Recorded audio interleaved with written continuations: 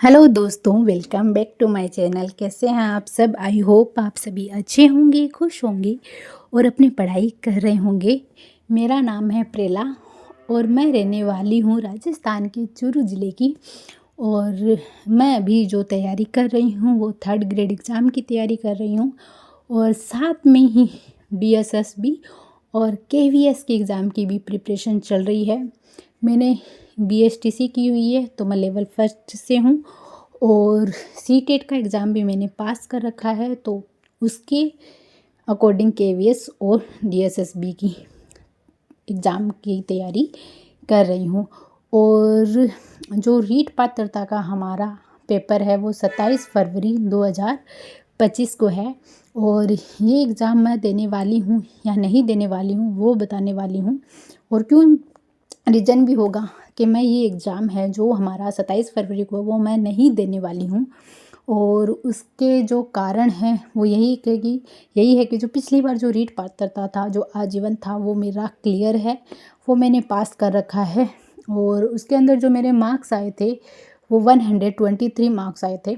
और अगर आप किसी भी एग्ज़ाम को क्लियर करना चाहते हैं, जैसे रीट पात्रता का अगर मैं वापस देना चाहूँ तो ये तो है नहीं कि मैं कुछ भी नहीं पढ़ूँ तो हो जाएगा। देखो, फोकस तो करना पड़ता है, थोड़ा बहुत ध्यान देना पड़ता है। उस वक्त भी जब मैंने दिया था तो मैंने 1 महीने प्रिपरेशन की थी उसकी।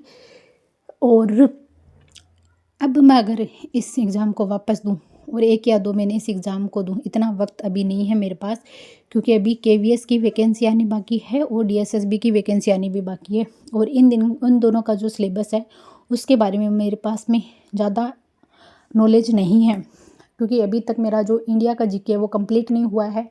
और साथ में ही जो मैं NIOS के जो नोट्स पढ़ रही हूँ वो भी मेरे कंप्लीट नहीं हुए हैं।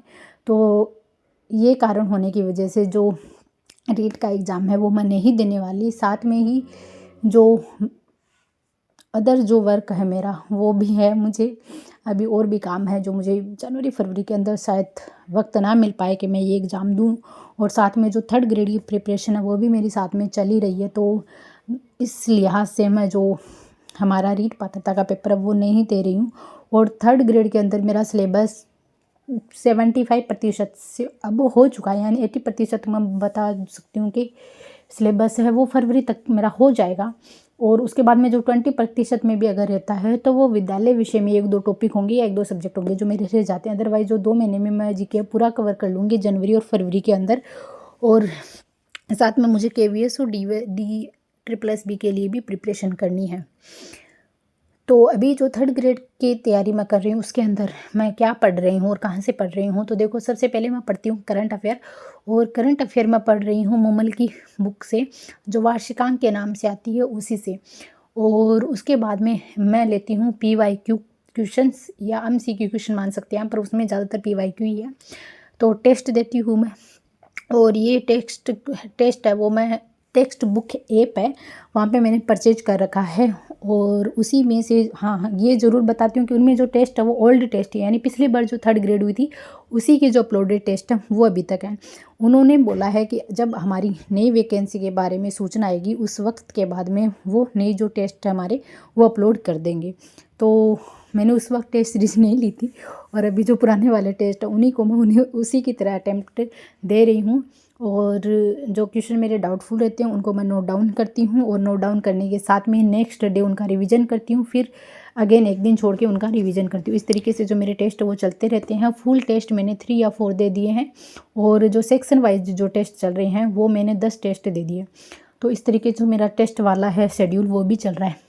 उसके बाद सब्जेक्ट की बात करते हैं तो मैं पॉलिटी पढ़ रही हूँ। पॉलिटी के अंदर मैंने राज्य निर्वाचन आयुक्त को पढ़ लिया है। और उसके बाद में, क्योंकि ये वाला टॉपिक है हमारे जो सामान्य ज्ञान वाला सब्जेक्ट है उसके अंदर नीचे की तरफ जो लास्ट वाले जो सिलेबस के टॉपिक हैं वो दे रखे हैं, तो उनमें ये टॉपिक है तो मैंने ये पढ़ा है। और इसके साथ में पॉलिटी के अंदर राज्यपाल को मैंने राज्यपाल कंप्लीट नहीं हुए, वैसे राज्यपाल बेसिक जो है वो हो गया है, पर अभी जो पीछे के जितने भी राज्यपाल बने हैं उनके बारे में जो डिटेल है वो प्राप्त करना बाकी है, तो वो कर रही हूँ। उसके बाद कल्चर की बात करते हैं, तो कल्चर में रीति रिवाज पढ़ रही हूँ मैं, और रीति रिवाज के साथ में ही जो मेले आते हैं, पशु मेला हो गया, उनको मैंने पढ़ लिया है, रीति रिवाज को मैंने पढ़ लिया है। रीति रिवाज में बस कुछ एक डेट हैं, जैसे कि कन्यावध कब रोका गया, सती प्रथा पर किसने रोक लगाई, सबसे पहले कब रोक लगाई, ये सब कुछ बेसिक चीज़ें जो मुझे याद करनी है। डेट मान सकते हो आप, जो तारीख होती है उनको याद करना बाकी है। और मेले हो गए, पशु मेला हो गया, मंदिर हो गए, दरगाह हो गए, उर्स हो गए, इन सबको मैंने पढ़ लिया है। उसके बाद में हिस्ट्री की बात करते हैं, तो हिस्ट्री के अंदर जो राजस्थान की प्रमुख मेला हैं उनको पढ़ा है अभी, और जो प्रमुख व्यक्तित्व हैं उनको भी पढ़ रही हूँ, जिसके अंदर विजय सिंह पथिक आ जाते हैं, अर्जुन लाल सेठी आ जाते हैं, और बारठ परिवार आ जाता है पूरा। उसके साथ में पॉलिटी हो गया, हिस्ट्री हो गया, और कल्चर मैंने बता दिया है।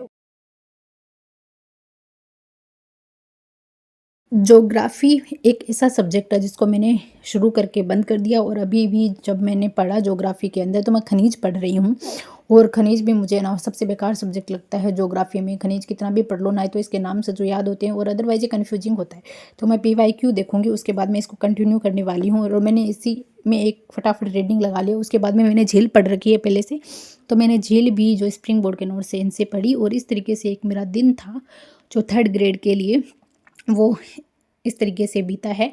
और इसके साथ में अगर आप KVS और DSSB के बारे में भी जानना चाहते हैं कि मैं क्या पढ़ती हूँ क्या नहीं पढ़ती हूँ, तो वो मैं शॉर्ट्स में अपलोड कर रही हूँ, तो आप जाके वो शॉर्ट्स चेकआउट कर सकते हैं।